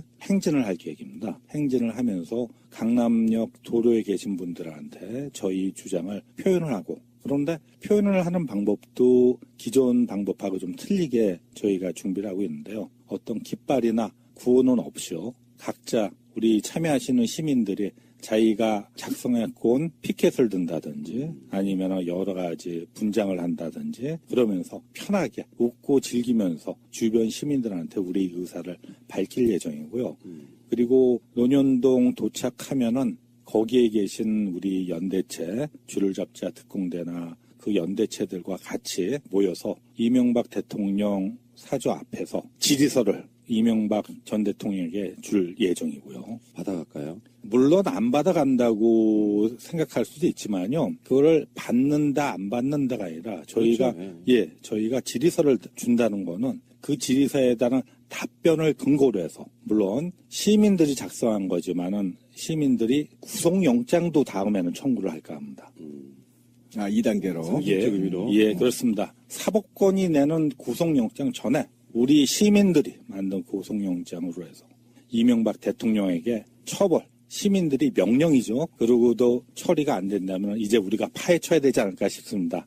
저수지를 파헤쳐야죠. 돈이 거덜나면은 나오겠죠. 그렇게 이제 행사를 연속적으로는 준비를 하고 있습니다. 그런데 이제 가장 중요한 거는 추운 겨울에 많은 시민들이 모여서 우리 행동을 같이 해주시길 바라는 겁니다. 그러니까 법원 앞에 하고 이명박 사저 앞에서 한판 놀아보자는 거죠. 지금. 예, 그렇죠. 예. 집에서 피켓도 만들어 오고. 예, 그렇습니다. 만들어 와서 한 4km 된다고 하죠. 그렇죠. 예, 4km 정도 됩니다. 강남 부자 동네 한번 걸어보고. 예, 맞습니다. 한번 놀아보자. 빡시게. 재밌겠네요. 예. 다음 주 12월 2일 토요일이에요? 예, 12월 2일 토요일입니다.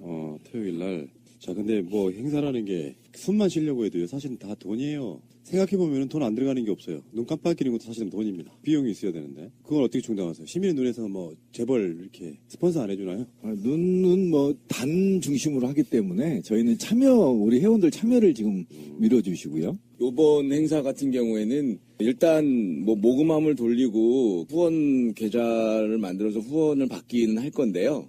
근데 뭐 그게 사실은 복불복이기 때문에 들어와야 오는가 보다 하는 거라서 지금 일단은 십시일반으로 사업단을 꾸리고 있는 지금 준비하는 분들이 돈을 모금을 해서 행사를 준비하고 있고요. 여러 군데 뭐 길거리 버스킹 하시는 분한테도 소정의 출연료 같은 건 드리지만 사실 굉장히 미비한 상태로 캐스팅을 하고 있고 최대한 뭐 많이 안 들어가는 선에서 재미지게 정말 축제 같은 그런 문화제를 한번 만들어 보려고 노력은 하고 있는데 관심이 있으신 분은 후원 계좌에 관심을 좀 가져주시고 그리고 후원을 좀 부탁드리는 이런 말씀을 한번 들어보고 싶습니다. 후원 계좌 좀 말해주세요. 한시적으로 쓸 부분이기 때문에요. 그래서 이제 사업단에서 이제 준비를 하고 있는데요. 우리은행 계좌로 할 거고요. 1002-057-669697 예금주는 단장 이름인 송원재입니다. 그럼 그날 참여하면 그 뭐 재밌는 거 있어요? 뭐 하나 소개해 주시죠, 프로그램. 선전전을 준비하시는 분은 그 저희 광명접주님이신데 일단 뭐 가수분들이 우리는 전혀 알지 못하는 분들이긴 하지만 그 가수분들이 오셔서 공연을 좀 해주실 거고요. 그리고 이제 그 어린 친구들이 오셔서 그 방송 댄스 같은 거, 약간의 이제 그 재롱잔치 이런 것도 준비하고 있고요. 저희 광명 피켓 챌린지 할 때 그 굉장히 노래 잘 부르시던 그 대단했죠. 그 가수분도 오실 거고요. 그리고 웃음 치료사 하시는 그런 분들이 레크레이션 같은 걸 통해서 이명박의 구속 촉구를 위한 개사된 무조건이야 뭐 이런 거 개사해서 율동 같은 것도 보여주고. 근데 다스체조 진짜 재밌더라고요. 다스체조 다스체조 재밌죠. 예. 광명에서 할 때 다스체조 하는데 시민들이 지나가다가 그걸 같이 따라하는데요. 참 재밌는 게 뭐냐면 그게 군사독재 시대 때 만들었던 국민체조 그거를 그렇죠. 바꾼 거죠. 예, 맞습니다. 네, 그러니까 버릇이처럼 시민들이 따라하는 거예요, 그거를. 근데 다스야. 그건 이제 김어준이 뉴스공장에서 가장 먼저 출발한 그거고요. 자, 어쨌건 여러분들 기억하시기 바랍니다. 12월 2일 오후 3시 장소가 어디라고 그러셨죠? 서초동 법원 앞입니다. 법원 앞. 예. 거기서 모여서 이명박 집 앞까지 간다 이거죠? 예, 맞습니다. 문화제는 정확히 어떤 장소에서 하는 거예요? 이명박 집 앞입니까? 아닙니다. 법원 앞에서 1시간 반 정도, 3시부터 4시 반까지 그렇게 문화제를 진행을 하고요. 그리고 이제 행진을 해서 학동에 한 6시 정도 도착을 하는 거로 해서. 학동역. 예. 거기에서 이제 기존에 행사를 진행하고 있는 연대체들과 연대를 해서 같이 이명박 전 대통령 집 앞까지 가는 건데, 물론 이제 막습니다. 거기 중간에. 그러면은 대표자 몇 명이 이명박 전 대통령한테 질의서를 전달을 해야죠. 근데 한 2만 명 와버리면 직접 잡아다 경찰에 넘겨도 되잖아요. 그렇습니다. 아예, 집을 갖다가 삥 둘러가지고서 모든 걸 막아버리죠. 예. 이렇게 보실 필요가 있어요. 사법적인 권한은 없지만 시민들이 들고 일어났다는 걸 보여주는 것만으로도 저는 굉장한 효과가 있다고 보거든요. 예. 검찰 입장에서는 한시도 이명박에 대한 수사를 늦출 수가 없겠다라는 효과를 주는 거고요. 그렇죠. 근데 문제는 법원 앞에서 그 시위 자체가 가능한 건가요? 100m인가요? 떨어지면 할 수 있어요. 그렇군요.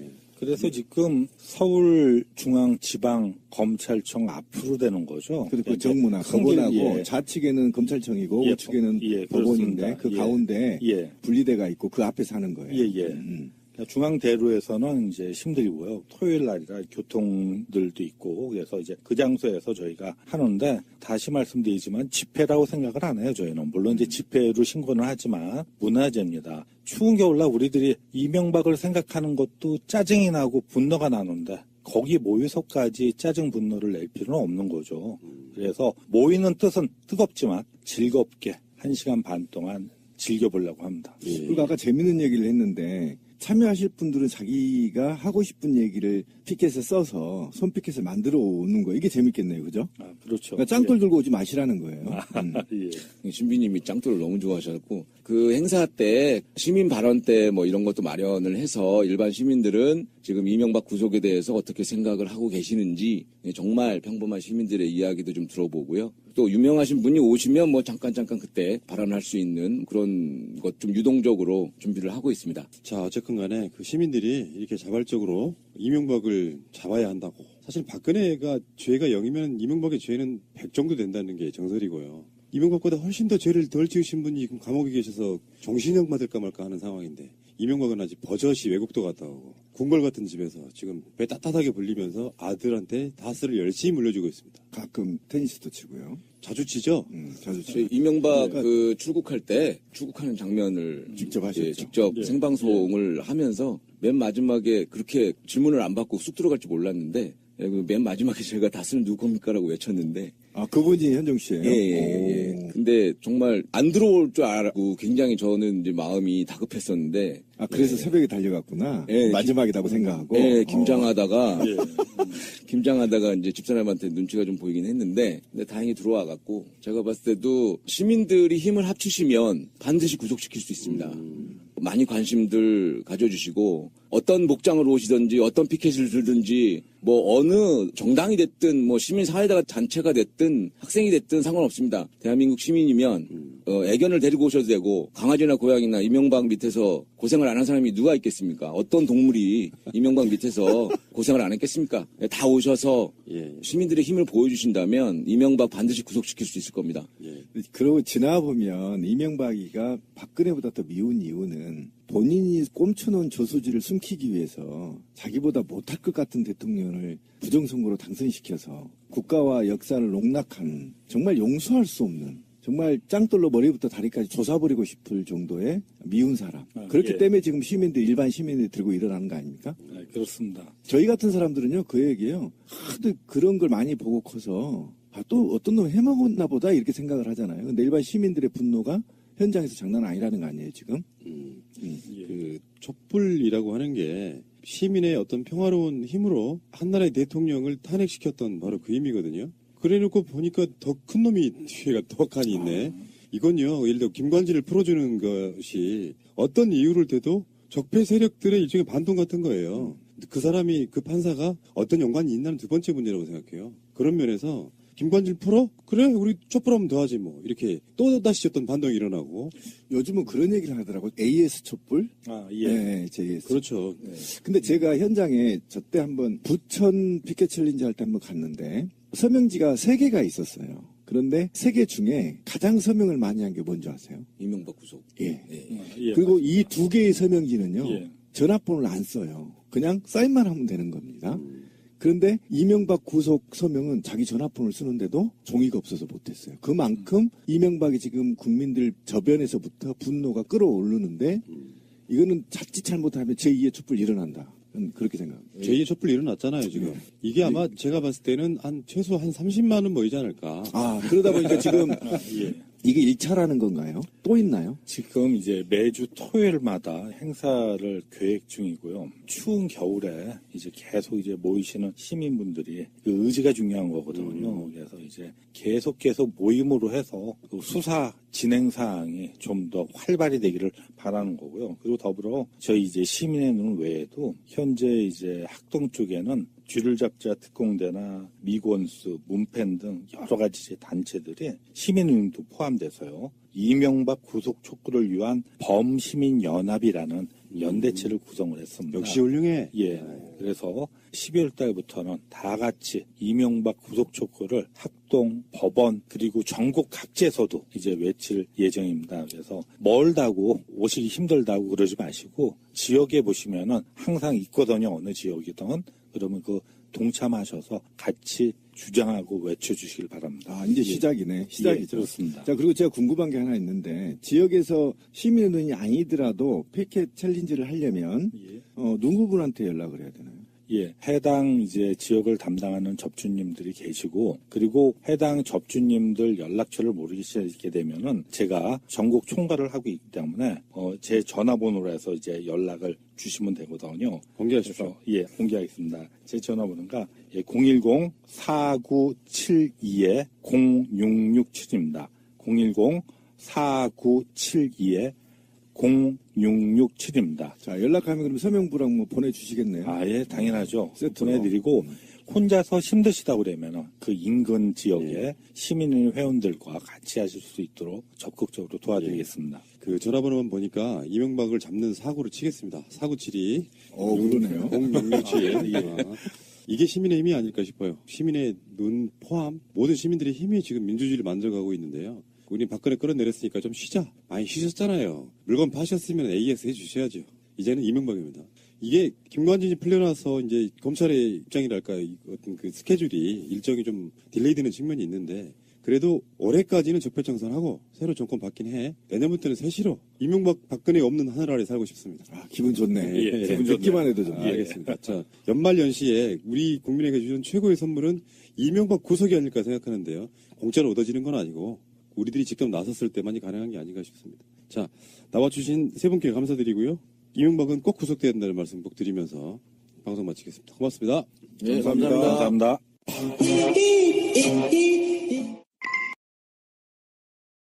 지금 그쪽도 그런 논리로 몰아가고 있거든요. 국정원에서는 민정수석에게 정보를 보고하게 돼 있다라는 쪽으로 몰고 가고 있는 거예요. 그러니까 우병우 입장에선 그게 불법성이 없다고 쉴드 치기 위한 용도로 쓰고 있는 거예요. 국정농단이 터지기 전에는 이런 일이 어떤 법적인 문제가 되겠어 생각했을 거고 나중에는 쉴드는 다 그런 방식이에요. 추명호든 최윤수든 두 사람이 전부 다 국정원에서는 민정수석한테 정보를 올리게 돼 있다 이런 개념으로 갖고 오고 있는 거예요. 그러니까 민정수석 직책이 있을 그 당시에는 그랬다 치더라도 지금 청와대를 나와서까지 계속 그렇게 부지런하게 서로 통화를 하는 건 뭐 특별히 친했다든가 사랑하는 동기였다든가 뭐 그런 거가요? 그러면 어떻게 받아들여야 돼요? 이게 전체 사건에서 서로 혐의를 받고 있는 당사자들이 이렇게 서로 통화하는 건 누가 봐도 의심스러운 거잖아요. 그리고 우병우가 전화가 한 대였을 리가 없잖아요. 얼마 전에 국정원 변호사 자살했다고 발표된 변호사. 그 변호사도 투지폰이 2개, 스마트폰 하나였다고 하니까 우병우는 뭐 최소 5대라고 해도 놀랄 만한 일이 아닐 것 같아요. 재밌는 점은 최은수 2차장의 와이프가 KBS 황수경 아나운서네요. 열린 음악회. 근데 이 우병우의 생각은 이래요. 페이스북에 우병우가 글을 쓰는데 압수수색 당하고 나서 바로 썼어요. 이렇게 썼네요. 오늘 휴대폰을 압수수색 당했습니다.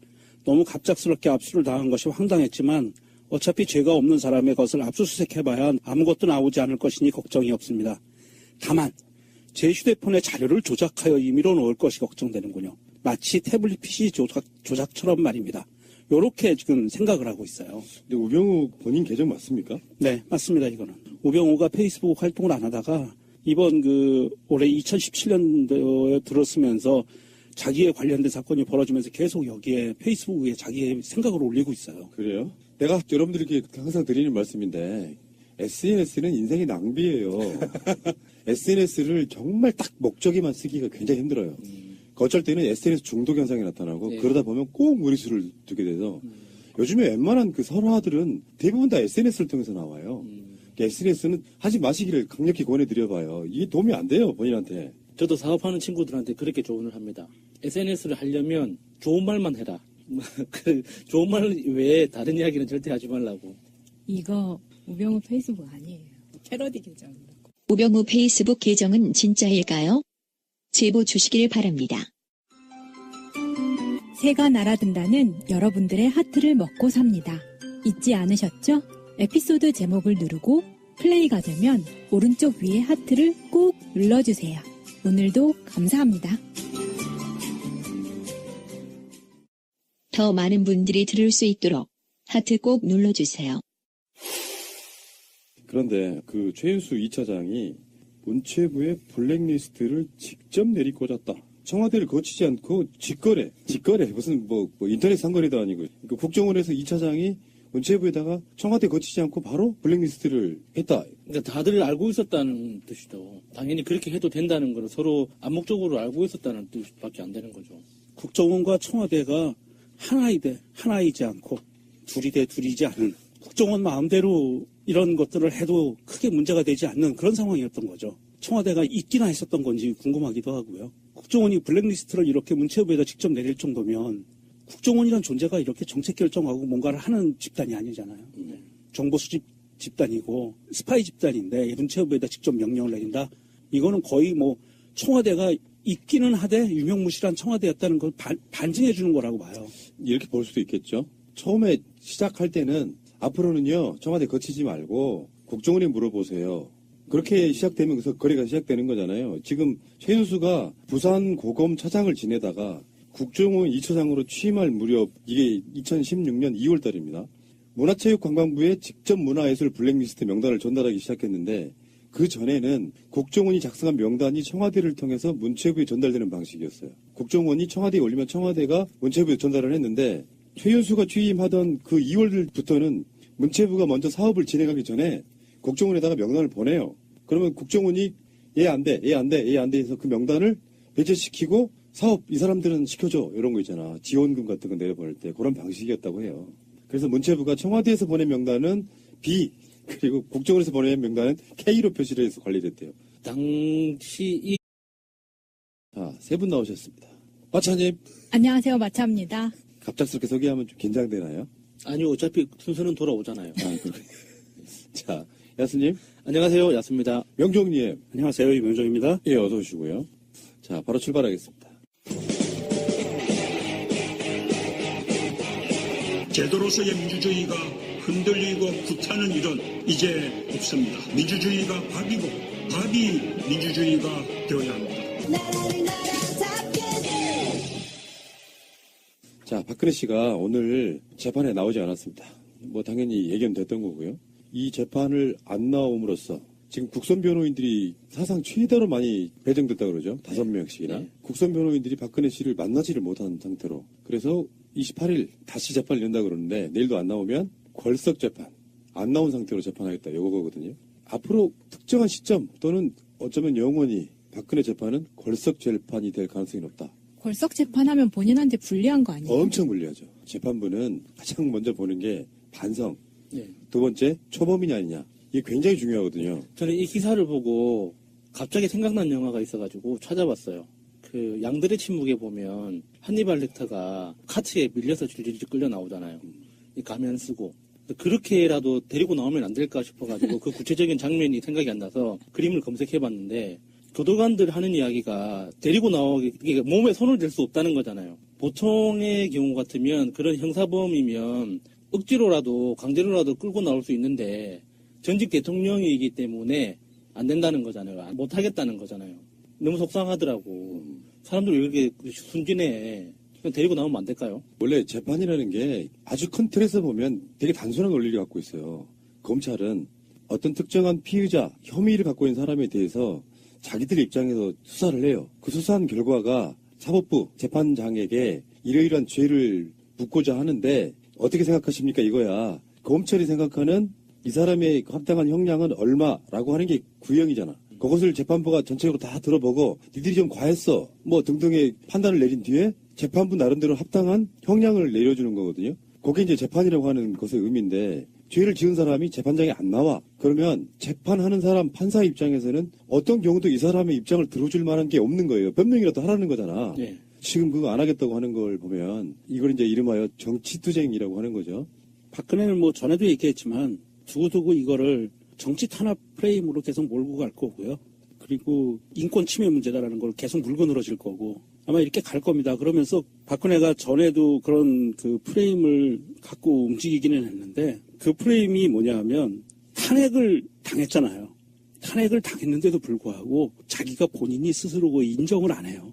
난 탄핵 안 당했어라고 지금 인지부조화 상태에 빠져 있는데 그것이 그냥 쭉 이어져서 3심 법원까지 가서 유죄 확정이 돼도 나는 죄가 없어라고 계속 그렇게 인지부조화 상태로 갈 것 같아요. 구속 만료일 지나고 나서 그것을 연장하느냐 마느냐 그 사건이 있었죠. 그때가 결정적인 데미지를 준 것 같아요. 그 이후에 바로 재판 거부했잖아요. 네. 좌파들이 자기를 무너뜨리기 위해서 황당한 뭔가로 자기를 얽어맸지만 재판부는 최소한 풀어주기라도 할 거다라고 생각했던 것 같아요. 그리고 그렇게 옆에서 이렇게 조언을 했던 변호사들도 그렇게 이야기를 했을 것 같고 연타로 맞았잖아요. 예. 탄핵을 안 당할 거야라고 했는데 탄핵당했고 또 나중에 구속당했고 그리고 구속이 연장돼 버렸고 이러니까 박근혜 입장에서는 멘붕이 온 게 아닌가 이런 생각을 해봐요. 거의 정신적으로 아노미 상태라고 보는 게 맞을 것 같아요. 그리고 나서 오늘이요 검찰이 국과수에 의뢰했던 태블릿 PC가 조작된 게 아니냐 요거에 대한 판단을 내렸나 보더라고요. 국과수가 수정 조작된 흔적이 없다고 회신을 했기 때문에 이것을 이제 검찰은 증거로 사용하겠다 뭐 이렇게 되면 이제 빼도 박도 못하는 상황까지 온 것 같아요. 그 자유한국당에서 굉장히 무식한 주장을 했었죠. 이게 원래 압수 당시에 없었던 파일이 계속 들어가 있다. 이게 검찰이 조작한 거다. 사실은 그 부팅할 때마다 자동적으로 생기는 로그 파일을 검찰이 조작했다고 주장했었던 거죠. 근데 많은 정황이 지금 박근혜가 유죄라는 걸 보여주고 있는 상황에서 오늘 제가 집에서 가만히 뉴스를 보는데 이런 생각이 들더라고요. 아, 박근혜가 정말 나갔다. 왜 그런 생각을 했냐면 이게 지금 코앞까지 일이 벌어지고 있는데 오늘 재판 안 나간다고 해서 그 재판이 없어지는 게 아닌데 이 업무를 했던 문체부 직원들은 마음이 불안하지 않았을까요? 이런 일을 하면서도? 일단은 신원조의 개념이 아니었을까? 그래도 그 문체부 직원 중에서도 이러면 안 된다고 우려를 표하고 그 이렇게 항명이라기에는 좀 약하지만 좀 이렇게 반론을 제기했던 사람도 있었는데 묵살당하긴 했지만 그 반론을 제기했다고 하잖아요. 분명히 이게 불법성을 알고 있었다는 뜻인데 아무리 공무원들이 시키면 시키는 대로 한다지만 좀 불편하지 않았을까 하는 생각이 들어요. 시키면 시키는 대로 하면서 이게 불법적인 게 돼서 내가 처벌받을 거야 라는 위험성보다 지금 당장 나한테 오는 어떤 달콤함이 더 컸겠죠. 상대적으로. 그러면 그 불법성이 희석이 되죠. 나한테 오는 이득으로 인해서 돈이 온다든지 지위가 온다든지 그랬을 경우에는 무시가 되는 게 사실은 통상적이에요. 그런 부분들이. 아마도 이 담당자들은 대부분 알고 있었을 거예요. 이게 불법적인 거라는 걸. 모르고 있으면 이거는 바보죠. 원칙적으로 누가 처음부터 아주 유력한 사람이 그렇게 해도 돼라는 걸 심어줬기 때문에 가능해지는 일이잖아요. 불법적인 걸 알고 있었다면. 그럼 그게 누구였을까? 뭐 조윤선이었을까? 그 문체부로만 가도 다 마찬가지겠죠. 사실은 정말 바보들이어서 이렇게 해시키면 영혼 없이 그냥 했을 수도 있다고 생각이 들거든요. 네, 아마 이게 청와대에서 직접 내려오는 B라고 표시된 문건, 국정원에서 직접 내려오는 K라는 표시된 문건이 두 라인이 쭉 내려온다고 봤을 때 이 문건들을 봤거나 아니면 지시를 받는 입장에서는 야, 이게 청와대의 뜻이고 국정원의 뜻이야. 이건 어길 수 없어라고 생각을 했을 거예요. 불법인 거는 알지만 아마도 그랬을 거고요. 그 안에서 좀 고위직책에 있는 애들은 당연히 당근 때문에 그걸 따라갔을 거고요. 이게 뭐 청와대에서 직접 내려온 건데 뭐 이거 항명할 수가 없는 상황이잖아요. 대부분은. 대통령이 내렸다? 와, 대통령이 직접 지시 내렸는데 나 이거 한 방에 가는 거야. 그 사람 아직도 있어요? 이 말이 나오니까. 자, 그런데 오늘이요. 이석수 전 청와대 특별감찰관이 감찰에 방해받은 정황들을 증언했는데요. 우병우 당시 수석이 감찰권을 남용했고 형사처벌을 압박했다 이렇게 증언했고요. 원래 이게 특별감찰관 개념이 어떤 쪽에 가까우냐면은 약간 공수처의 다른 버전에 가까운 개념이에요.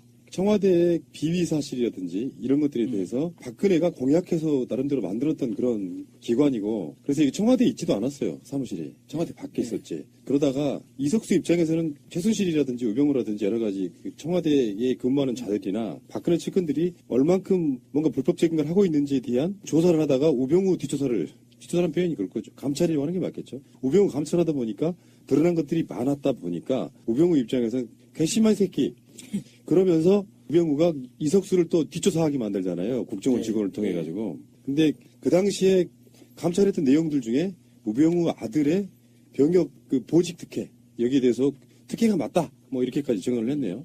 우병우 아들 그 특혜의 디테일은 많이 알려져 있잖아요. 핸들링이 좋았다. 이런 것부터 시작해서 코너링이 왜 이래? 핸들링. 죄송합니다. 그 코너링이 좋았다. 이런 것부터 시작해서 잦은 휴가, 근무 일수하고 휴가 일수하고 안 맞는 이상한 정황들 그런 게 많이 있었죠. 그리고 이제 우병우 그 처가의 회사 이름 있잖아요. 정강. 이 정강에 대해서도 조사를 하려고 했는데 민정수석실하고 경찰 등이 제지를 했다라고 해요.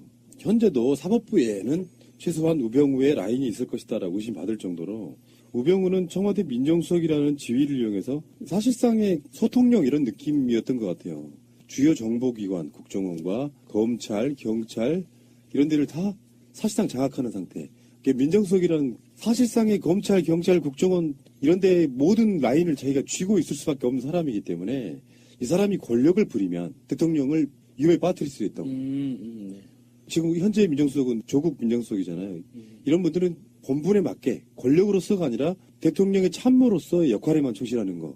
그 차이가 좀 있을 거라고 보는 거거든요. 민정수석이 무슨 뜻인지 아세요? 민심을 살피는 그런 뜻 아닌가요? 맞아요. 네. 그런 이유로 만들어졌어요. 네. 근데 나중에는 그게 변질이 되죠. 민심을 독점하는 사찰하는 걸로 변경이 되죠. 네, 그렇지. 사찰 같은 걸 포함하고 모든 사법 권력들을 다 모아주는 뭐 이런 정도. 사실은 민정수석이라는 개념이 정말 민심이 어떻게 돌아가는지 그거랑 사법 권력을 장악하는 거하고 무슨 상관이 있을까 이런 생각도 좀 해봐요.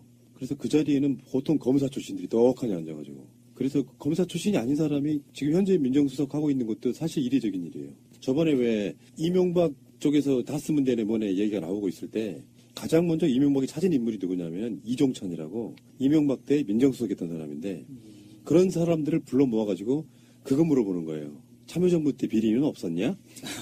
그런 거예요. 우병우 같은 자들, 그러니까 출세 지향적인 자들은 자기의 안위를 위해서도 특별감찰관이 감찰하고 그러면 그 사람을 또 뒷조사해버려.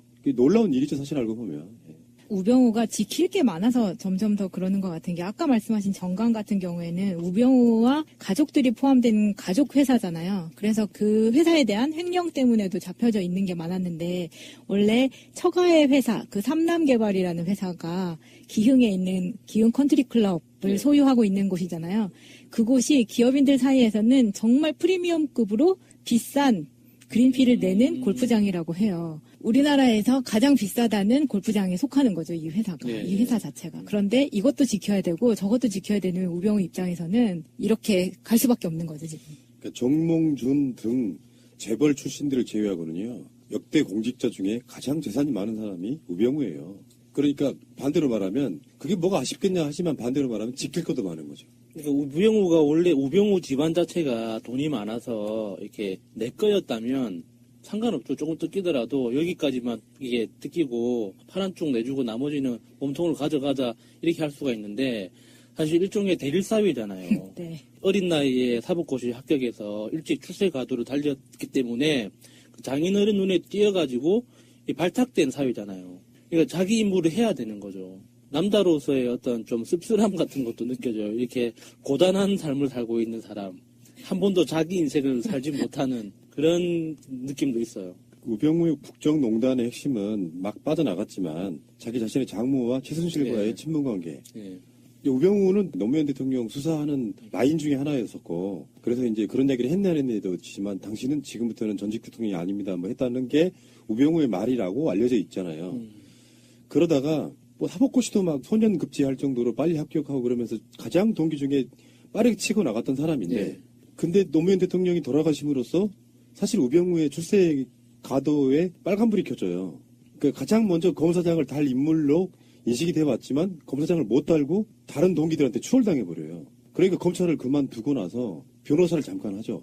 한 1년 정도. 예. 그 사이에 우리 사이가 우리 재산 지켜주려고 대릴 사이로 데려왔던 저 사이가 우리 사이가 저럴 사람이 아닌데 50도 되기 전에 검찰을 나와버렸어. 네. 이런 낭패가 있나 했는데 봤더니 박근혜의 최측근 중에 한 명인 최순실을 김장자가 알게 된 놀라운 뭐가 발견되는 거잖아요. 그렇다 보니까 김영한 수석 대 김기춘 비서실장 대 민정수석실로 우병우가 가게 되죠. 네. 그리고 나서 무슨 이유인지 모르지만 김영한 수석은 그만두고 나중에 뭐 돌아가셨고요. 그 자리를 바로 우병우가 꿰차는 우리나라 최고의 권력 실세, 숨어있는 최고의 권력 실세. 출세하고 싶은 자들은 다 나한테 와라. 검찰이든 경찰이든 뭐 국정원이든 어디든 간에 뭐 그런 겁니다. 예. 잠시 후에 다시 오겠습니다. 자, 국정원 이야기를 좀 더 하면요.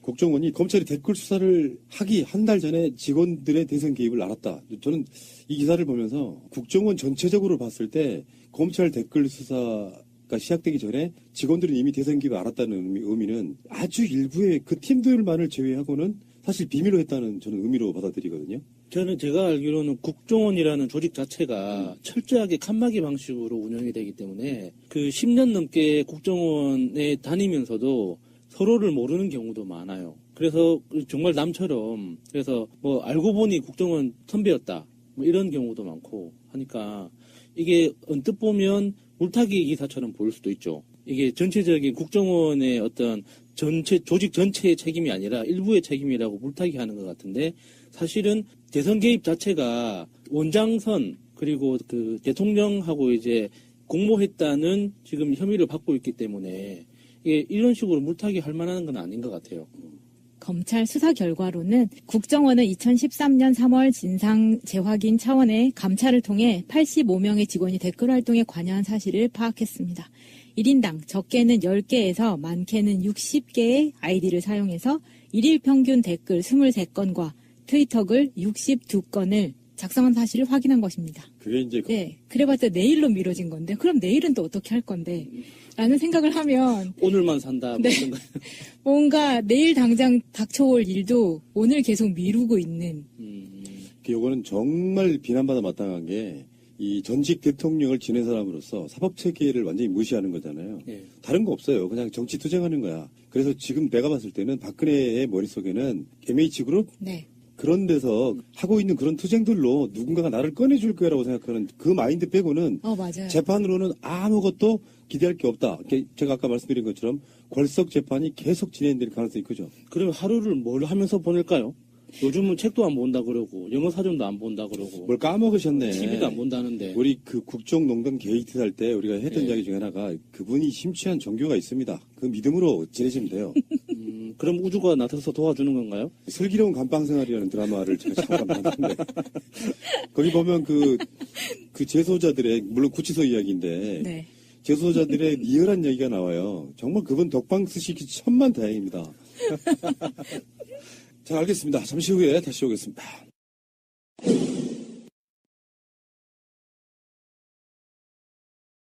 자, 요즘에 우병우가 너무 핫해가지고 우병우 이야기를 좀 하겠습니다. 우병우가 실시간 라이브처럼 압수수색 영장 당하는 거 보셨어요? 그때 SBS가 검찰 수사관을 따라가요. 법원에서 나오던 우병우의 핸드폰하고 자동차에 대한 압수수색을 해요. 그때 우병우 표정이 정말 재밌더만요. 됐어요. 저는 못 봤습니다.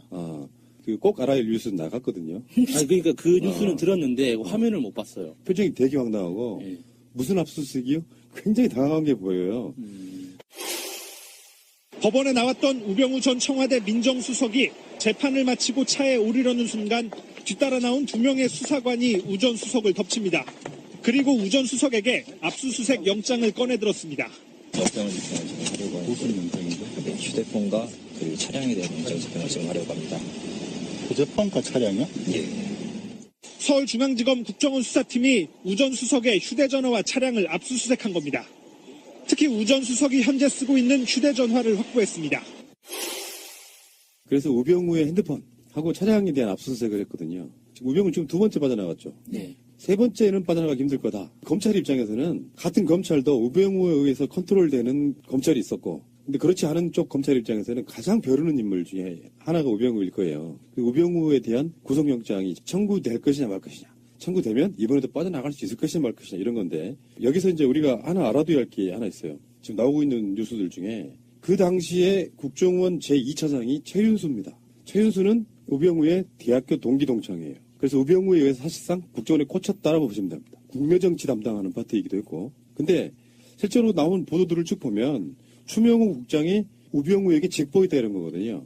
근데 여기서 이제 추명호가 다시 나오겠지만 이석수 당시의 감찰관 그 뒷조사도 추명호가 했다는 거거든요. 근데 이 추명호가 우병우에게 직보한 게 최윤수 패싱하고 직보한 게 아니라 2차장이면요, 사실상 공무원 직급을 떠나가지고 거의 뭐 장차관급이에요. 이 사람이 우병우를 만나서 맨날 직보할 수는 없잖아요.